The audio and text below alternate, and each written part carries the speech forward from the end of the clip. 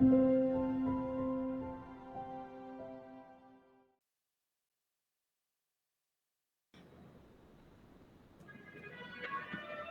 following is the sole intellectual property right of MindTribe. .in under the flagship of Dr. Prerna Kohli and MindTribe Healthcare Private Limited. Kindly refrain from taking pictures of the slide. So before we begin, please note, as this is a sensitive topic, so we do understand, we recognize that discussing childhood sexual abuse can evoke a range of emotions and reactions. So before we begin our workshop, we want to emphasize the following points. Emotional triggers. This workshop may involve discussions, activities, or even presentations that could potentially trigger emotional response or memories related to past experiences with the abuse. We encourage you to prioritize your emotional well being throughout the workshop and to engage in self care practices as needed. Confidentiality. We aim to create a safe and confidential space for all participants, so it is very much essential to respect the privacy and confidentiality of others as well by refraining from sharing personal stories or information disclosed during the workshop outside of this setting. We thank you in advance to be able to maintain confidentiality. Professional support. While our facilitators are trained to provide support and guidance, if you find yourself in need of additional support beyond the scope of this workshop, we encourage you to seek assistance through the website, and you can reserve the slots. Um, we would also like to encourage um, respectful communication. We expect all participants to engage in respectful and compassionate communication throughout the workshop. This includes listening attentively to others, refraining from judgment, and being mindful of the diverse experiences and perspectives shared. Lastly, self regulation. It's okay to step away and take a break if you feel overwhelmed during the workshop. Your well being is paramount, and you are encouraged to prioritize self care strategies that help you feel grounded and supported. Good participation indicates understanding of these points. Reach out to the facilitators for any concern, and thank you for your courage.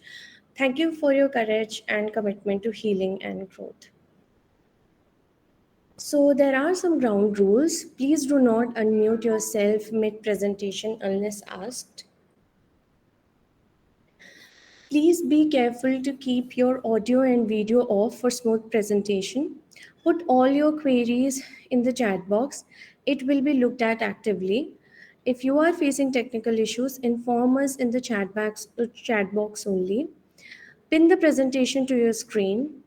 All questions and feedback will be addressed at the end of the workshop. This workshop is being recorded, hence audio along with the presentation will be recorded. Uh, so let's start with the content of this workshop. So here are the table of contents for today's workshop. Trauma caused by trauma of childhood sexual abuse. Then we'll be addressing family dysfunctions, then struggles of adult survivors, and then triggers. Then we'll be addressing what are the prevalences, how is the recovery, how does it go, the recovery process. Some grounding techniques will be shared, and a lot of takeaways from this session that can be applied for you as well. And if there is anybody you know who is struggling with it and you know their history, you can also help them with this workshop. So before we begin, please put your responses in the chat box with this icebreaker question. What's a song that always lifts your spirits or brings you comfort? Please go ahead, share in the chat box.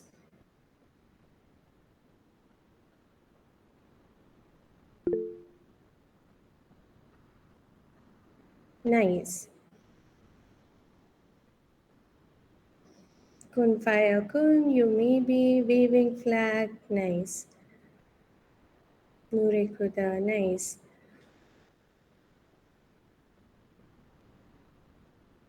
Nice. Really nice. Really motivational songs, they're really good. There are some common responses as well. Climb by Miley Cyrus, yeah, wonderful song. Nada Parinde, Weaving Flag, very common. Nice. Um,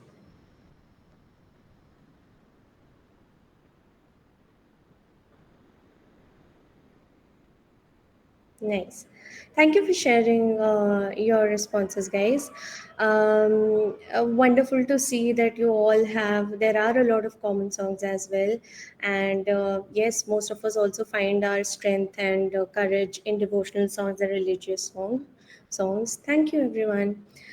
All right. So now moving on to, I hope you are now present in the session and your active participation is much, much appreciated. So let's take a quiz on what good touch and bad touch is. A pat on your back by your teacher when you do something well. Please write in the chat box whether it is a good touch or a bad touch. Mm-hmm. Right, right. It is a good touch. A driver trying to touch, feel your thigh when you are sitting in the front seat. Right, right. Quick responses. A touch that makes you feel uncomfortable.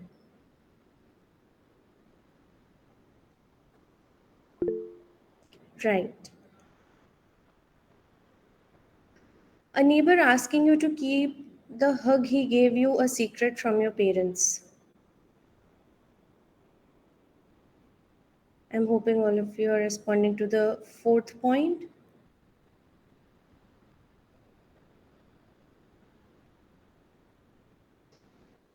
Right. I do see one of the responses as a 50-50 response. This is definitely a bad touch. A neighbor asking you to keep the hug he gave you a secret, irrespective of the age of your age or your it's if not if he's an uncle, then it's bad. Next, your best friend giving you a hug. Yes, a caring hug. Good. It's a good touch. It releases dopamine on our brain. We feel good. We feel comfortable. So it's about the comfort as well.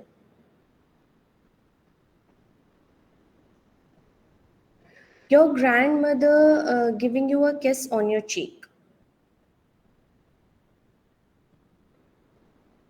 Yes, very good. Purity. Nice. Yes, it's a good touch, of course. A stranger touching his private parts to you in public transport.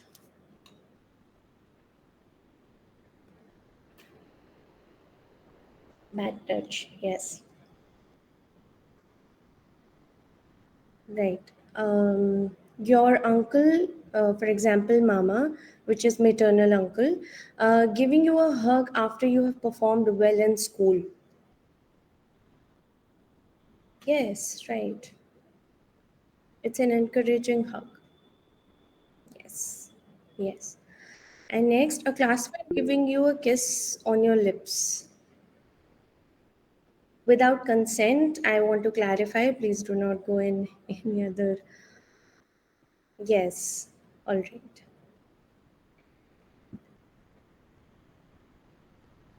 Kindly refrain from using emojis.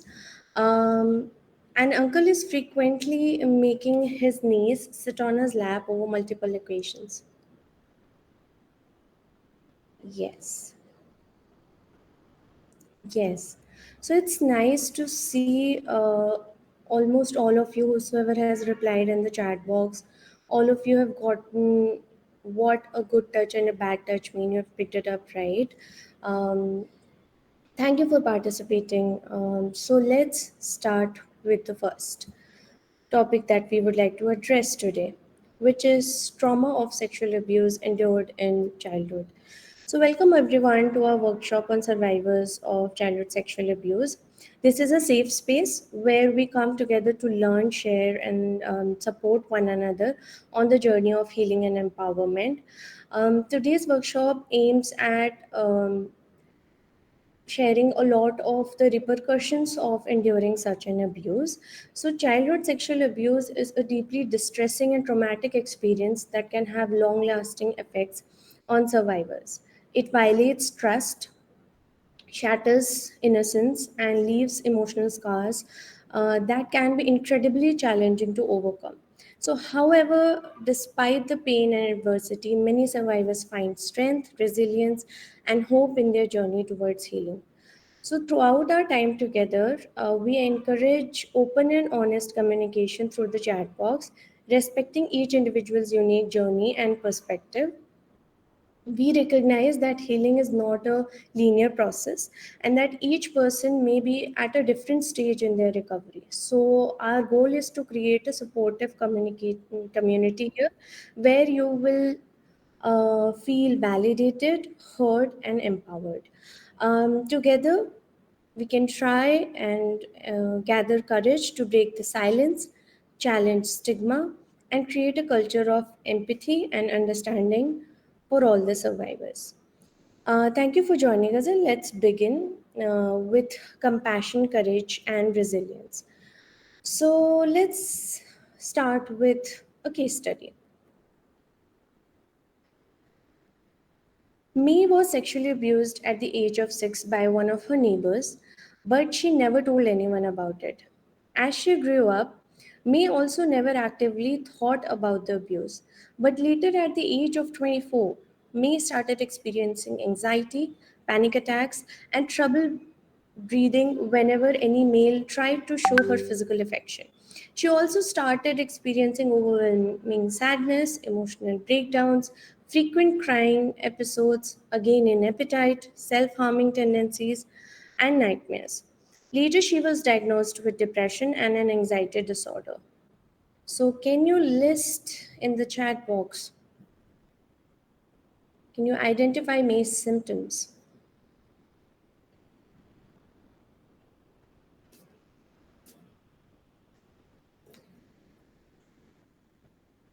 The symptoms are listed. Yes, anxiety. Mm-hmm. Trouble breathing. Can we So, just to clarify, post traumatic stress disorder is a diagnosis. The question is asking, can you identify May's symptoms? What are the symptoms? The symptoms are anxiety, panic attacks, trouble in breathing, immense sadness, emotional breakdowns, frequent crying, appetite changes, self harm, as well as nightmares. Hmm. Yes, yes, you're right. Thank you, guys. Thank you for responding. So, another case study about Sachin. Sachin was 4 years old when he was sexually exploited by his house help, who used to touch him inappropriately and show him pornographic contents. Later, as Sachin entered adulthood, he developed a deeper rooted hatred towards older men and used to be engulfed with extreme rage whenever any male friend or family would try to show him any kind of affection. He became more socially isolated and developed a fear of intimacy. Sachin could not cry, even if he wanted to, or express his emotions properly. He was afraid of physical touch and often experienced episodes of anger, outbursts, and low mood. He could not form healthy relationships with others because he was unable to express himself and because he did not trust anyone. So, what are, can you identify some of Sachin's symptoms here? They may look a little different from the previous case study. Trust issues, social withdrawal, yes. Anger outbursts, low mood, yes.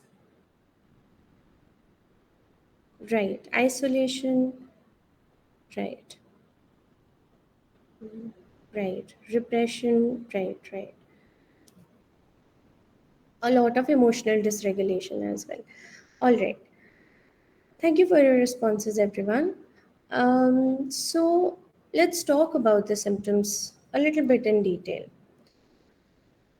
Symptoms as an adult. What are the emotional symptoms as an adult that the previous two case studies depicted how adults respond to something that they endured during their childhood years. So it's more of an emotional depiction that you can see of the symptoms during adulthood. For example, anxiety, panic attacks, depression, flashbacks of the trauma, hypervigilance, hypersensitivity, intrusive thoughts. And intrusive thoughts here would mean disturbing mental images or visualizations of the abusive incidents, which may intrude upon the survivor's mind during waking hours or even when trying to relax. Hence, today, if you feel that when you are trying to relax in the session, later in the session, and if you feel triggered at the time, it's okay. Just sit, open your eyes, look at the screen, and just breathe in and breathe out, and let us know if it is triggering you a lot. All right. Suicidal ideation and attempts. Again, if any one of you is currently at this stage, please feel free to reach out to us. We will also share share the details with you about the helplines that you can reach out to, and we are here for you. Here are some very common emotional symptoms: anger, irritability, mood swings, difficulty concentrating, survivor's guilt. What is survivor's guilt? Some survivors may experience guilt for having survived the abuse when others did not, or for not being able to prevent the abuse from happening. This form of guilt can be particularly intense and may lead to feelings of responsibility or self blame. Shame based guilt. What is shame based guilt? The guilt that may also stem from internalized feelings of shame about the abuse. Survivors may feel ashamed of what happened to them, believing they are somehow tainted or unworthy as a result of the abuse. This shame based guilt can be pervasive and difficult to overcome. However, with time, there are a lot of resources that you can tap into to help yourself come out of the shame based guilt. Self blame. Very common. Survivors may blame themselves for the abuse, believing they somehow provoked or deserved it. This self blame can be reinforced by societal myths and misconceptions about sexual abuse, which place the onus on the victim rather than the perpetrator. Negative self image, feelings of numbness and hopelessness, isolation.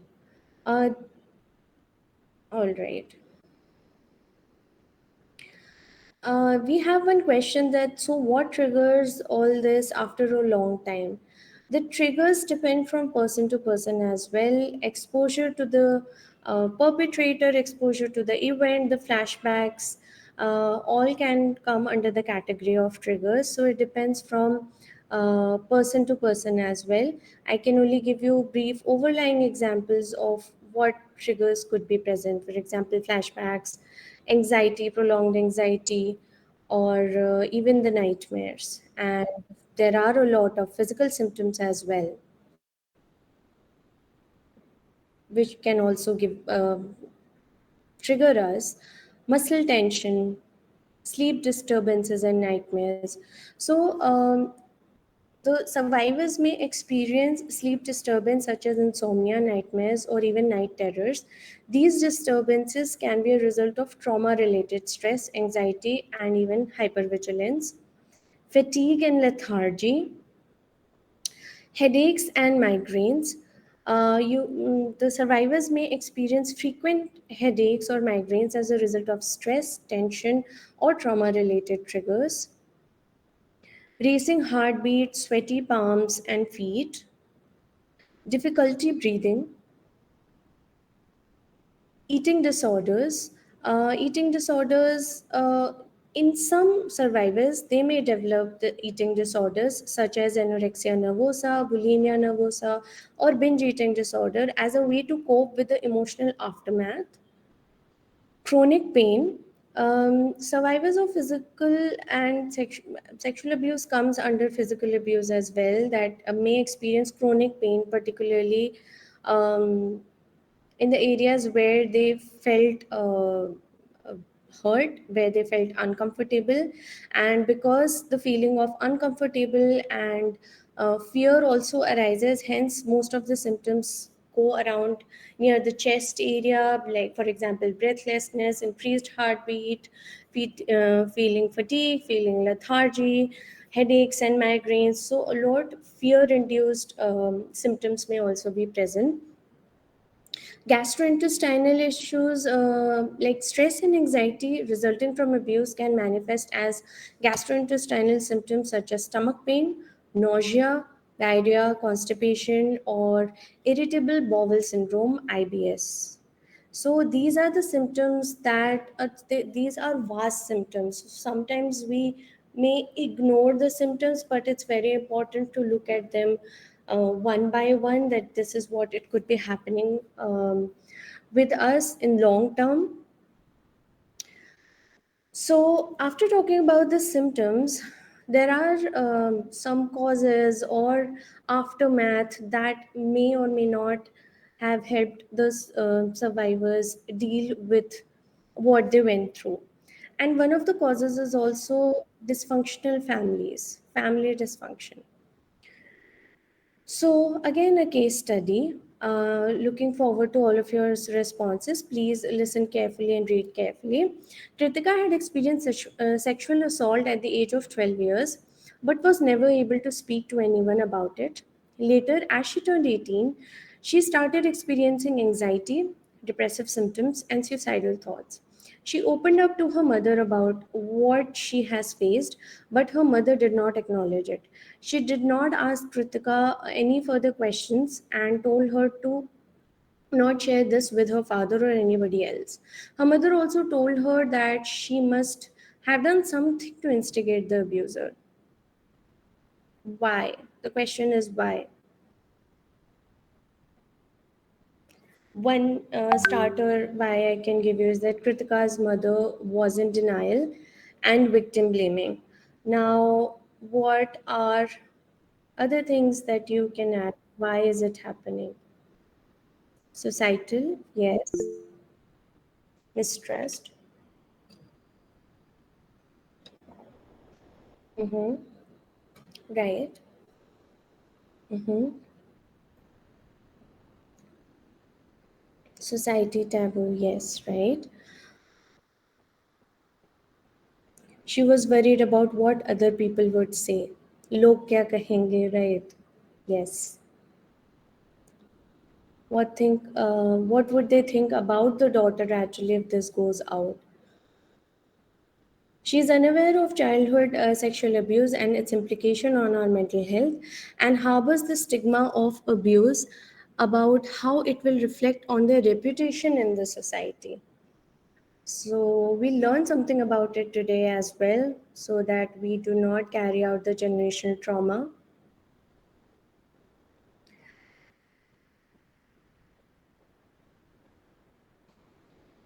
All right. Thank you for your responses, guys. Uh, you have been giving great responses here. Just a moment, my screen is stuck. Just a minute. Okay. So John experienced sexual abuse at the age of 5 years, and he was not able to open up about it to anyone. He started developing symptoms of mental illness. I've been giving great responses here. Just a moment, my screen is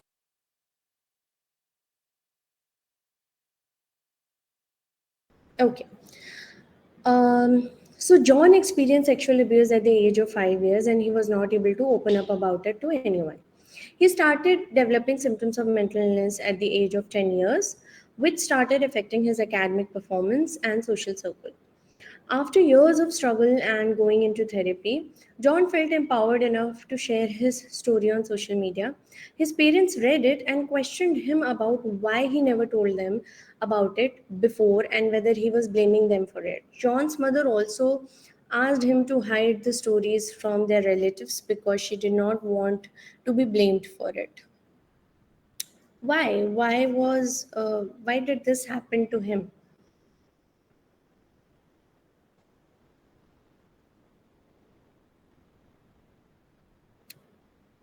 Kritika opened up about it, got a different response. When John gets it's gender based as well, right?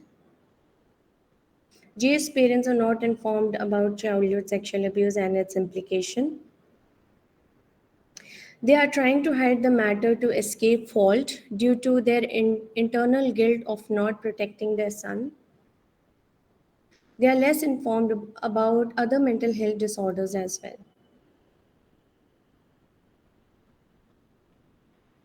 Thank you for sharing the responses, guys, and trying to understand the case studies.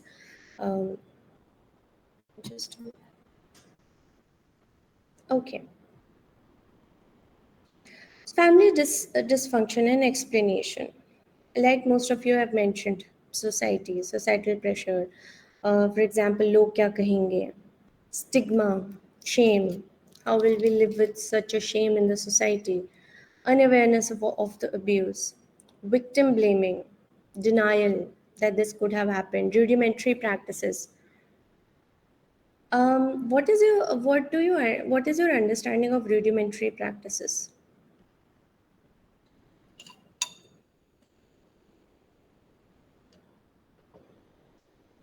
So, in living in such a diverse and culturally rich country, there are a lot of rudimentary practices that are there. So, rudimentary practices in family refer to basic or primitive customs, traditions, or behaviors within a family unit. These practices sometimes are deeply ingrained in the family's culture and passed down through generation. So, can you identify some rudimentary practices that you have noticed in around you or even in your family? I'll give you a little bit more explanation about what are rudimentary practices. Um, in families where there is a desire to avoid talking about abuse, several rudimentary practices may be employed to maintain silence and secrecy. These practices can perpetuate harmful dynamics and prevent survivors from seeking help or disclosure. So, denial and minimization is one of the practice. So, family members may deny or minimize the existence or severity of the abuse, dismissing concerns or reports as exaggerated or untrue. This denial serves to invalidate the experiences of survivors and maintain the facade of a harmonious family unit. Um, Talking about rudimentary practices on a side note might be triggering for many of us or many of you. And if you are feeling uneasy in your chest, uneasy in your stomach, if you are feeling uncomfortable, just sit back straight, take a deep breath in, breathe out, and you are here to learn, to be a part of this community right now, to talk about it, to be able to see that you are not alone in this. You do have there are other people also who have struggled with the same, so hence also practicing common humanity. All right. um, your courage is deeply appreciated for being here, guys. All right, so moving on. Next practice, blame and shame. Family members may blame the survivor for the abuse, attributing responsibility to the victim rather than holding the perpetrator accountable. This blame can manifest as accusations of provocation, disobedience, or complicity on the part of the survivor, further silencing their voice and undermining their credibility. Enabling behavior. Some family members may enable the abusive behavior by protecting or defending the perpetrator, excusing their actions, or turning a blind eye to warning signs of abuse. This enables the abuse to continue unchecked, and a culture of silence and complicity keeps developing within the family, which is something that we can all try to break as well. Isolation and control. Some families may employ tactics of isolation and control to prevent survivors from seeking help or disclosing the abuse. This can include restricting access to outside support networks, monitoring communication channels, or manipulating the survivors into believing that they have nowhere else to turn. Threats and intimidation. This could include threats of physical violence, emotional manipulation, or blackmail. Gaslighting is a form of psychological manipulation in which the abuser denies or distorts reality, causing the survivor to doubt their own perceptions and memories. In case of family members, the gaslighting could be by invalidating their experiences, rewriting their history, that this happened the way you remembered it. I remember it, you were just a child, for example, like this. Questioning their sanity, thereby undermining the confidence and discouraging them to speak out. And very, very important point, cultural or religious beliefs. Maybe used, these beliefs are actually, they don't specify this, but they are used and may be used to justify or rationalize abusive behavior, perpetuating harmful practices and reinforcing the stigma surrounding abuse. This can create additional barriers to disclosure and support for survivors who fear being ostracized or shunned by their community.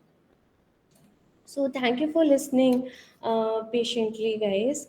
We really do appreciate your courage to be able to be here. You can, let's take a moment and just take deep breath. Just sit back straight, wherever you are. If you are walking, just try to observe your breath. If you are sitting on chair, sit back straight. Just take a deep breath in, hold, and exhale.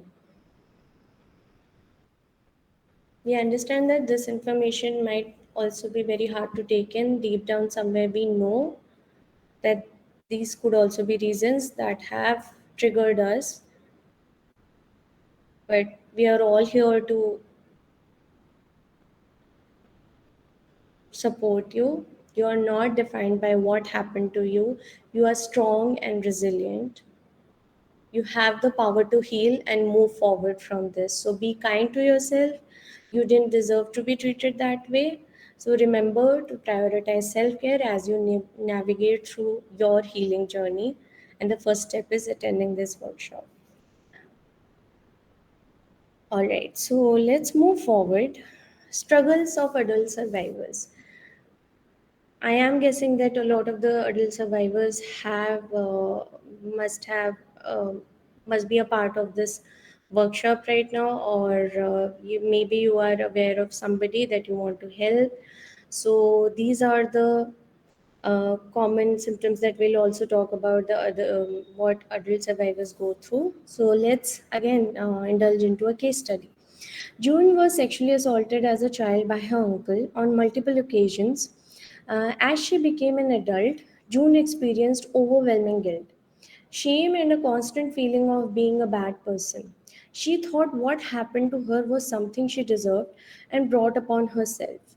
She used to experience flashbacks, especially at night, and had disturbed sleeping patterns. She thought that she was not worthy of love and that she did not deserve it.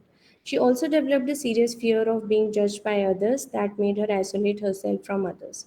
She used to spend a significant amount of time crying and had thoughts about ending her life. Did not find joy in any activities anymore. Can you identify symptoms of June?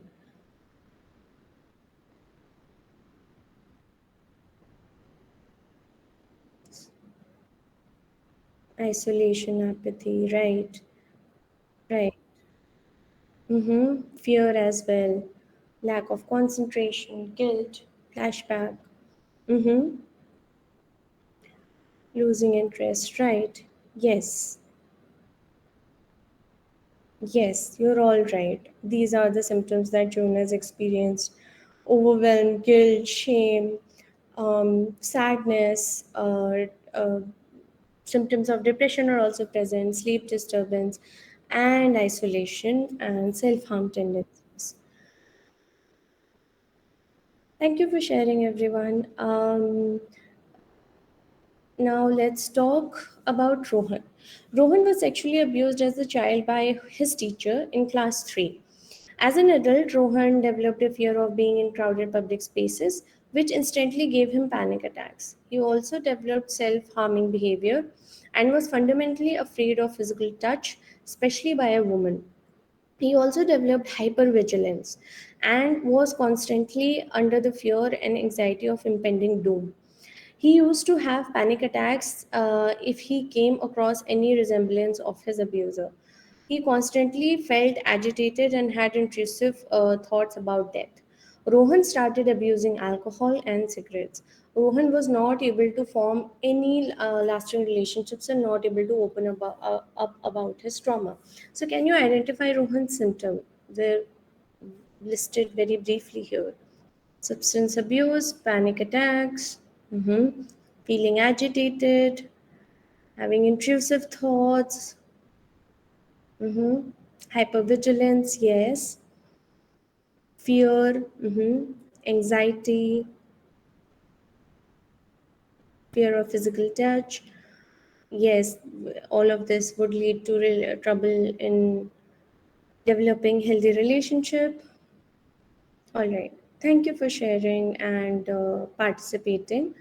So, here are the symptoms of adult survivors: self perception is mismanaged, feelings of being impure, learned helplessness that I will not be able to do it, hyper independence that I'll do it on my own. I don't need anybody else's help, fear of intimacy, body image issues, eating disorders, addiction for smoking, alcohol, drugs, etc., and self destructive behavior. So, recent depictions of child sexual abuse in some movies. If you have seen any movies, I will be also sharing a couple of movies. If you have seen some movies where they have depicted the abuse the way it should have been, with power, but not with, yes, highway, right. Alia Bhatt's character Veera Tripathi in the movie Highway opens up about her experience of sexual abuse in a deeply poignant scene, which is both raw and emotionally charged. If you have not seen the movie, it might be a weekend watcher for you all. The movie makes sure to not leave you triggered, so I hope you enjoy watching the movie if you feel like. And here are the takeaways from this scene where Veera opens up about her childhood abuse, childhood sexual abuse, vulnerability and authenticity, emotional catharsis. There was a lot of empathetic listening from her abductor as well, which was Mahabir's response to Veera's disclosure is crucial in shaping the tone and impact. So Mahabir was played by Randeep Hooda. His empathetic listening and non-judgmental support created a safe space for Veera to share her truth, highlighting the importance of validating and believing survivors of sexual abuse. It also encourages why breaking the silence is important and how it liberates you. It also emphasizes a lot on character development, and I would like to say that you're not defined by what happened to you. You are strong and resilient, and your worth is not diminished by what someone else did to you, and that is what the movie is able to um, um, depict. This is a short film. I am Abhimanyu. It is a third short film by the director owner. The anthology is called I Am. So the film demonstrates the power of being able to say no to abuse and unwanted advances, and the sheer courage it takes. Not only does it show how the effects of such abuse can persist lifelong, it also addresses the fact that often sexual abuse occurs at the hands of close family members or acquaintances. Next is very less likely heard of is Monsoon Wedding. This was by Meera Nayar's musical Colorful Extravaganza. It may feel like it's all about wedding, but the film's portrayal of the survivor's uncle staunchly standing by her and taking action against the abuser are important indicators of how a family can and should support the survivor to help them find the strength to move on. Um, Next, Kahani 2 by Sujoy Ghosh. The 2016, not the Kahani 1, this is Kahani 2. Although this movie attempts to give a serious, rounded view of a pressing issue in the grab of a thriller, but still it's a good watch. And one very nice, sweet short film, Udane Do. It is an empowering, educative, and sensitive experience that speaks to both children and adults and offers a conversation about the prevention of childhood sexual abuse while making a case for a zero tolerance attitude towards it. So, if you feel like you can watch these, there two of them are short films and three are proper movies.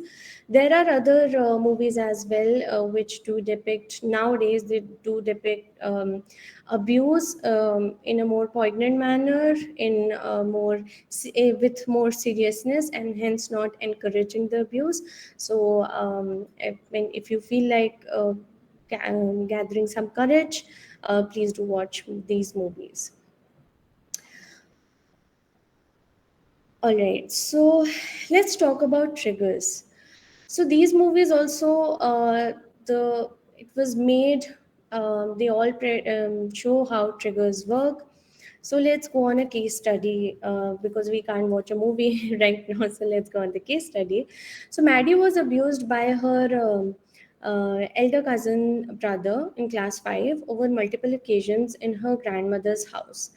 Keeping the room pitch dark, as an adult, Maddie used to have instant symptoms of breathlessness, increased heartbeat, sweaty hands and feet, extreme anxiety and fear, leading to an immediate panic attack whenever she was in a room that was pitch dark or during a blackout, and she could not sleep without a source of light at night. What are the triggers here leading to the panic attack?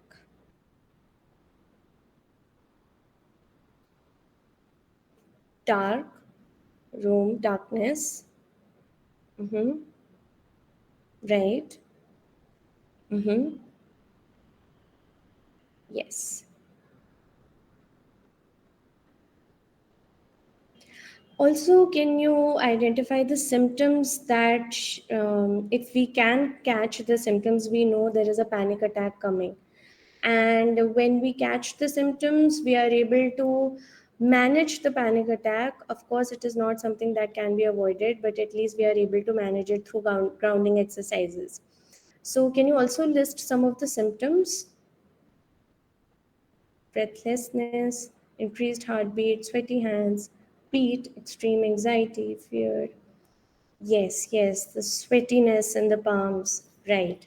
So, being present about what our body is feeling can also help us manage our anxiety, manage our. So, we don't say or imply that you can totally eradicate anxiety or panic attack, but it is something that can be managed. Thank you for your active participation. Let's move on to the next case study. Jessica was sexually abused as a child by her neighbor in her room, who had a tattoo of a spider on her arm. As an adult, Jessica used to experience immediate symptoms of palpitations, numbness, extreme fear, fear paralysis, and blurred vision, signifying a panic attack. At the sight of a spider, can you identify the trigger?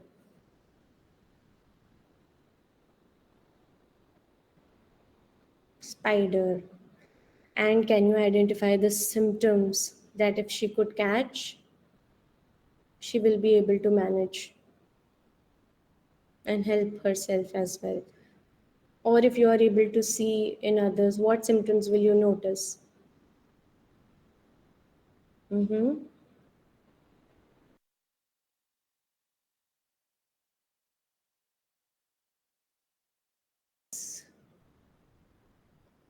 Just give me 1 minute. Am I audible, Rudrakshi? Yes, you clear. Okay. Sincere apologies. I just had a power cut at my place. Please let me know once, Rudrakshi, once my screen is visible. Yes, it's visible. All right. I hope I will not be able to see the responses, but I'm sure that all of you had given your responses. So we were talking about Jessica, and the trigger was spider, and you all were also identifying the symptoms. So good job, guys. So what are triggers? A trigger refers to, there were a couple of questions about what triggers are and how they can come. So let's first understand the actual meaning. A trigger refers to something that affects your emotional state, often significantly by causing extreme overwhelm or distress. A trigger affects your ability to remain present in the moment. It may bring up specific thought patterns or influence your behavior. So, how to identify the triggers? They could be emotional, people, from people, places, things, thoughts, activities, or situations. So, in the examples, also, you could see that the triggers could be from anywhere. So, they are not very specific. They can be emotional as well, from people as well, and through activities and situations as well. All right. So, the one very important question: why didn't you speak up? Maybe if we have spoken up about it, and why didn't we do that in the past at the time when it happened? And this is the question many of the survivors here. So, why didn't you speak up? Let's explore. Casey's parents were emotionally unavailable for her and did not pay much attention to her. She also did not fit in her school and did not have much friends. She was a victim of childhood sexual abuse and never spoke about her trauma with anyone else as a child. So why did she do that? She thought no one would understand her. We can see it, and I would encourage all of you to also pitch in whatever it is that you think was happening to her. Why is it that she was behaving not able to fit in school or not make friends? She did not understand what was happening to her as a child. She never had that safe space to share. So, why couldn't we speak up as children about the abuse? Lack of understanding about what was happening or what is happening, lack of emotional support, lack of safe space, fear of being reprimanded, derealization, depersonalization. So, let's explore some facts and myths. Perpetrators of child sexual abuse or assault are usually family members or acquaintances of the child or family. Yes or no? What's your opinion? Mm-hmm. It's a fact. Okay. Mm-hmm. So most of you agree with that. It's a fact. Right. It's a myth, it's not a fact. Why? It is a common myth is that childhood sexual abuse is perpetrated by strangers and pedophiles. But most people who sexually abuse children are our friends, partners, family members, and community members. So, about 93% of children who are victims of sexual abuse know their abuser. Less than 10% of sexual abused children are abused by a stranger. So, the myth here is that it is always a stranger, and most of you were right that yes, it's a fact. And a couple of you mentioned that often yes, so definitely it comes in the balance here that often yes, because sometimes yes, it could be a stranger as well. But mostly with childhood, it's from somebody they know and they trust. That's another. Let's moving on to the next fact or myth. 1 in 4 girls or 1 in 6 boys will be sexually abused before they turn 18 years old. So look at the odds here. Myth or fact?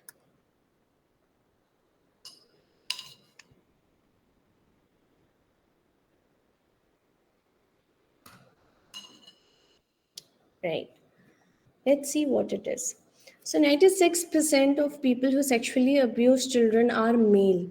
76% are married men, and 76.8% of people who sexually abuse their children are adults.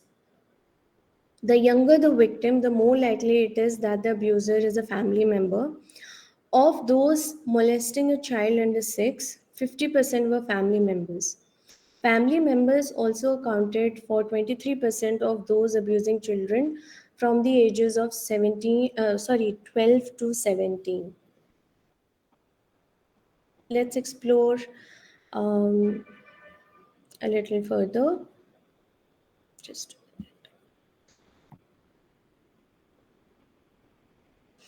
abusers tend to utilize a manipulative process called grooming in order to gain the families and victims' trust, providing them with more access to the child. So, a question: are you aware of what grooming is? You can answer yes or no.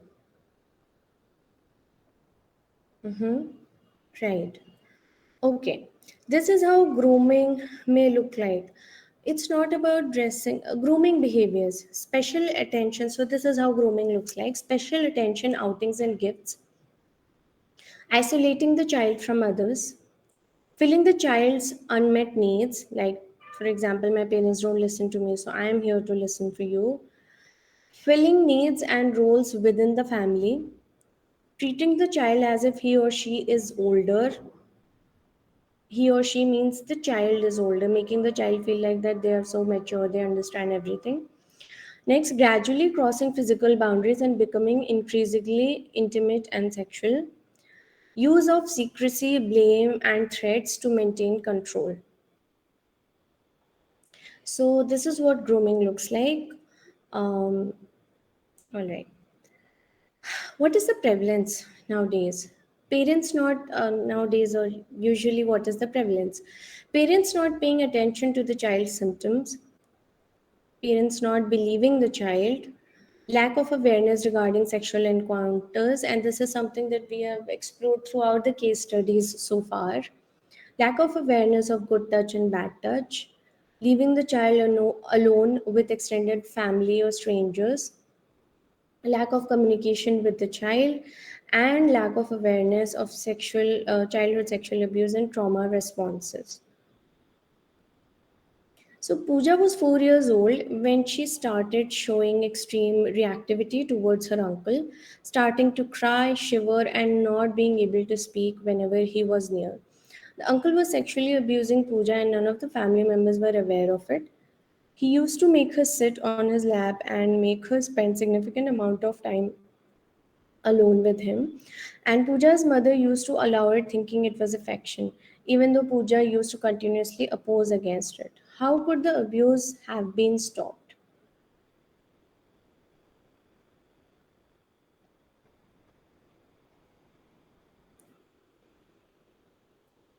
How could the abuse Puja could have been mother noticing? Okay, if the mother could notice her symptoms, right? Understanding the discomfort of the child, right? Mother should have listened, recognizing the symptoms, right? Do you also believing the child, right? Right. Do you also believe with the stigmas around, probably the mother was also not aware of the symptoms? So could it also be the mother being unaware, right? Yes. Okay. So Pooja's mother listening to her and believing her, all of you were correct. Her family noticing her emotional and physical symptoms, which are very, very loud in children. Her parents not allowing the uncle to spend time alone with her, with Pooja. Her parents asking her what was wrong. So even the validation would have helped the child speak up. Just a minute, my screen is stuck. Okay. How is the recovery process? Distress tolerance, emotional regulation, and this is how recovery process looks like. Mindfulness practices, behavioral activation, creating a safety plan, physical exercise, yoga, self-care. It is important to remember that the abuse was not provoked, instigated, or asked for by you in any way. It was not your fault. Understanding that the trauma does not define you, and finding social support. So, this recovery process is something that you can tap on in therapy sessions as well. You can explore on your own as well. That am I, first of all, the first step is recognizing and accepting that yes, I feel emotionally dysregulated, or when while I am having the panic attack, I or while the trigger comes, I am moved away from the present situation. My mind is either in the past or mostly stuck in the past. So hence practicing mindfulness. Behavioral activation is a technique that we actually can practice through under mental health professionals guidance only. So that is also something that really helps in the recovery process. Creating a safety plan, that where do I feel safe. Physical exercise, those of you who like to running really helps. Go to the gym, that's good, but if you want to go milder, then yoga and self-care activities, even taking care of yourself, watching what you eat, and just loving your body. That also comes under self-care. And also practicing some affirmations by to be able to deal with the shame and guilt. This is also something you can look for. What are the affirmations that can help me, or what are the affirmations to deal with shame and guilt. And this is a process, it takes time. So be patient with yourself. You have started the work. Remember to prioritize self-care in your healing journey. um, Feeling anxious or on edge is a natural response to trauma. So it is understandable that you might have difficulty in concentrating and being able to perform minor to minor jobs, because what you have been through was not anyway less. It was, of course, it left a huge impact in your life. So it's common to struggle with all of these triggers, struggle with understanding even what is happening with me. But recovery starts when you are willing to let it start, when you want to work towards it. There are a few relaxation techniques that we'll be sharing today, that you can incorporate in your daily life. Uh, Deep breathing. So, deep breathing is, let's not complicate all of these relaxation exercises with overwhelming ourselves with YouTube videos and a lot of from here and there, without having a background, without having an understanding of what it is that I need right now according to my conditions. So deep breathing here would mean that focusing on your breath, taking slow deep breath in through the nose and out through the mouth. That is all. not fighting the thoughts, not fighting that in the very first stage. That stage comes later on, to be able to not let the thoughts affect you. So let your thoughts flow, but concentrate on your breathing, in deep breathing. So it's just breathing through your nose, letting out through your mouth, right? And deep breathing also means breathing deeply through your abdomen, feeling your belly rise like a puffed balloon and fall with each breath, as if you're putting in air into a balloon and then you're letting it out, but really slowly. So this exercise helps activate your body's relaxation response and calms your nervous system, because this is what happens when we are triggered. Our nervous system is just on fire. There are a lot of our nerve endings that are just on fire. So we first start with relaxing our nervous system, calming our nervous system. Very effective technique is progressive muscle relaxation. You can also practice that.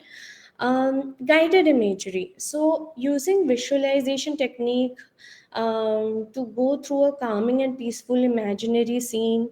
You can look for a video that really relaxes you on one of the video platforms, and imagine yourself in a safe and serene environment, such as beach, forest, or meadow, or wherever you felt safe. And if you went on a trip and that is where you felt good, and if you want to see that, then you can also use that in your guided imagery, and engage in all of your senses through the visualization.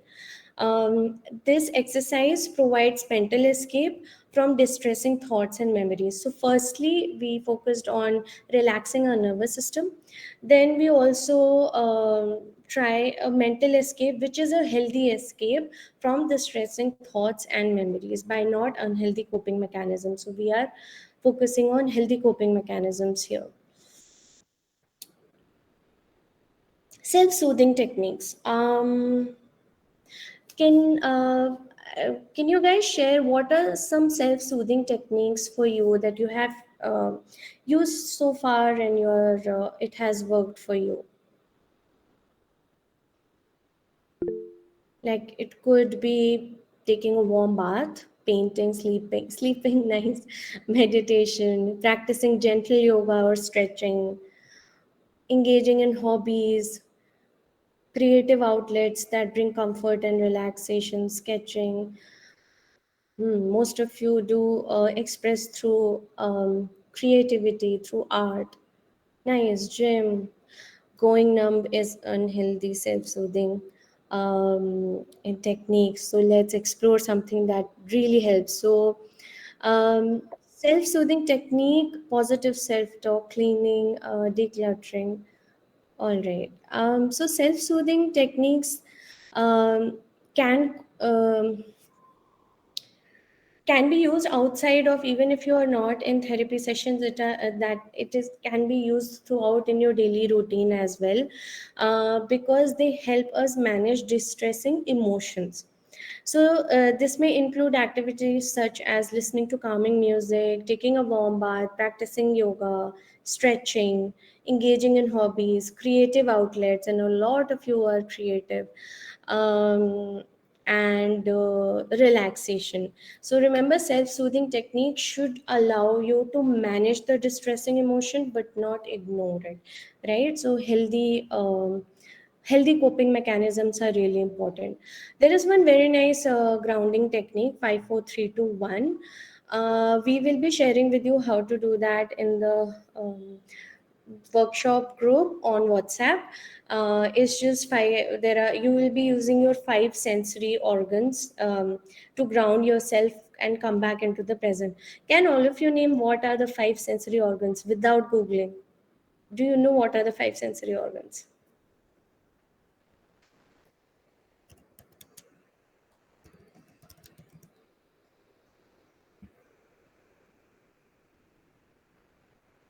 Five sensory organs.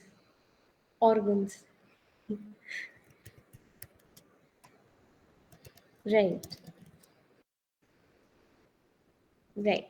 So we'll share with you. Yes, it's Eye, skin, ear, nose. What am I forgetting? Rudrakshi. Tongue. Yeah. So sight, hearing, touch, smell, taste. Right.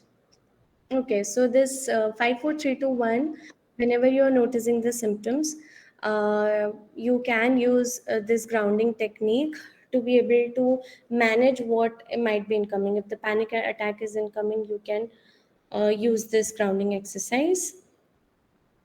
Butterfly hug, again, we'll share a video and instructions with you in the WhatsApp. So you just cross your arms, put it on your shoulders, and just have controlled breathing, like deep breathing. Breathe in, breathe out, and you do it a couple of times. And it is also very good exercise to help us feel safe.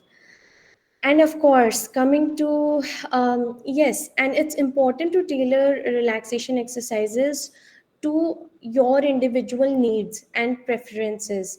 So, taking in account that your experience is unique, your triggers can also be unique, and your comfort level can also be different. So, don't force yourself, even if 5 minutes a day you are able to do it, that's more than enough. But of course, with time, keep increasing the 5 minutes to 10, 15, and 20 minutes. But when you are starting, start slow. Why therapy is important? Reducing trauma response. You'll learn a lot of techniques where you can respond a little less to the trauma. You learn it in therapy what trauma response is. Improving self concept and self esteem. Improving physical and emotional symptoms. Overall improvement of mental health. So here were the takeaways. After the workshop, we'll be sharing a few, and there were a lot in the workshop as well. So please write a letter to your childhood self, expressing everything that you would like to tell yourself. Please give a thumbs up if you will be interested in writing a letter to yourself. You don't have to share it with us, but it's just for you. Great, many of you are interested. Nice. So, a couple of points. Make sure you're writing a letter to yourself. Keep it brief, and re-narrating the experience or the trauma might be very triggering for you. So imagine as if your adult self is talking to your childhood self, right? Okay. There are a few YouTube videos that we can share. We have also shared some name of some short movies that are available on, no, sorry, short films that are available on YouTube, like I Am Abhimanyu and Udane Do.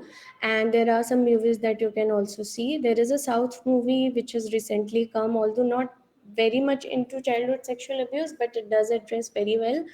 It's called Chitta, and it's a Tamil movie. It's also very good.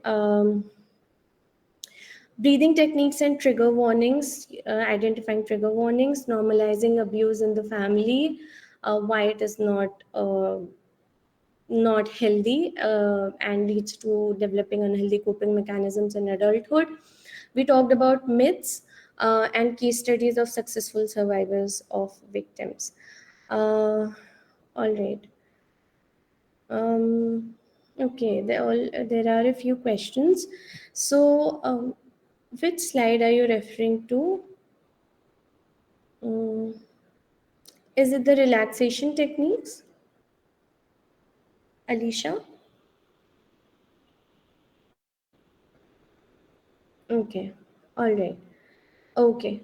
I hope you've able to see. So we talked about deep breathing, guided imagery, self-soothing techniques that you explore according to your needs, grounding exercise, and butterfly hug.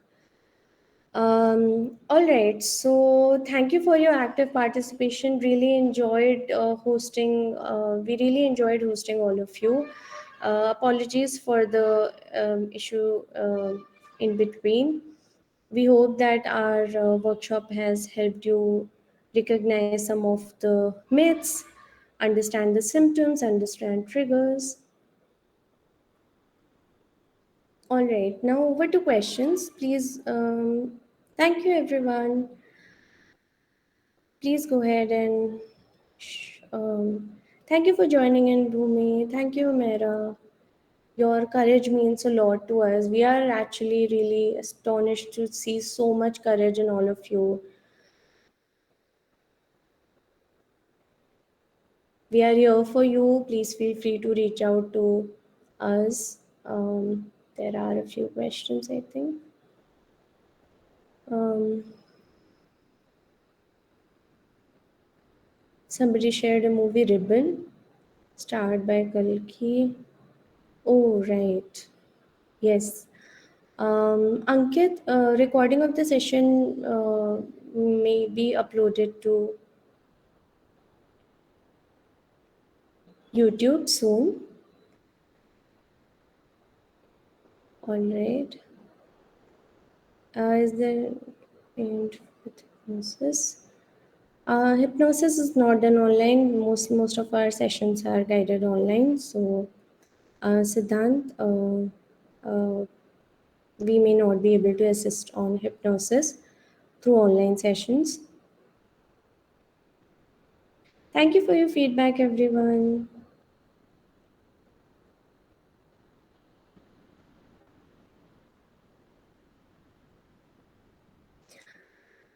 Someone has mentioned that a lot of LGBTQ people feel that CSA is their queer nature is because of CSA.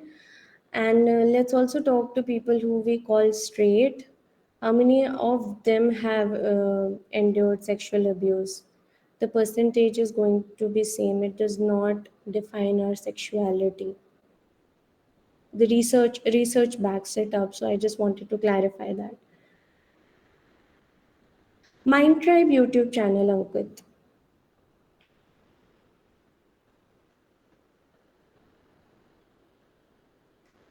Um, all right. All of you can drop off. Thank you so much. If you have any questions, please go ahead, raise your hand, or write it in the chat box.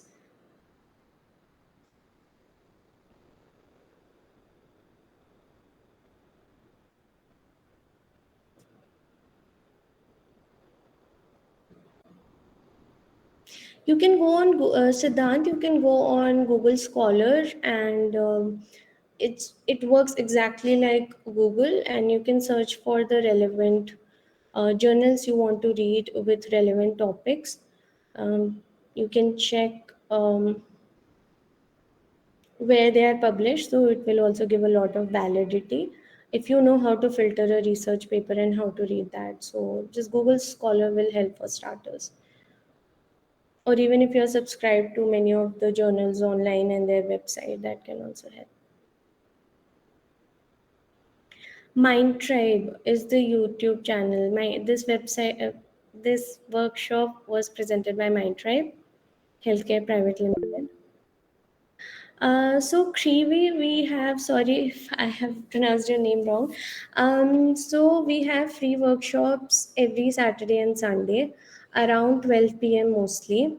Look out for updates on Instagram Mindtribe page and Facebook Mindtribe page. Um, and even on the groups, if you've joined, you'll be able to see a lot of them are scheduled in the upcoming weekends. Thank you, everyone. Thank you.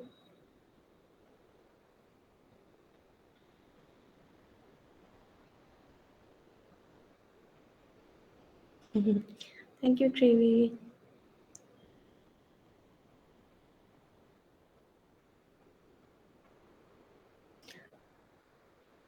Hi, Ayushi. I admire your courage in speaking out about your experience. So, despite everything that you've been through, you have definitely shown incredible resilience. Takes a lot of courage to even be able to accept that it has happened to us. So, your strength and resilience is really inspiring. Keep sharing, talk it out with somebody, reach out to us. So if you go on the MindTry website, you will be able to book free session with myself. My name is Chandra Singh. You can also book free sessions with Rudrakshi, and we we also have one more of our colleague present here, Melo Sequeira. You can also book sessions with her.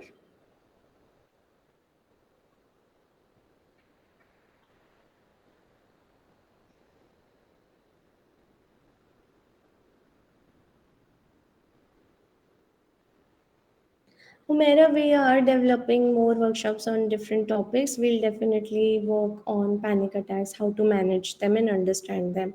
Thank you for the recommendation, Humaira.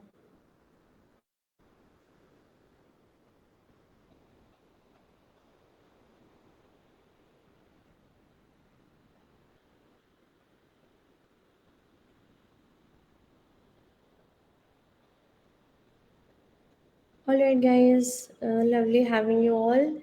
We'll wait for all of you to drop off and have a great weekend. Bye.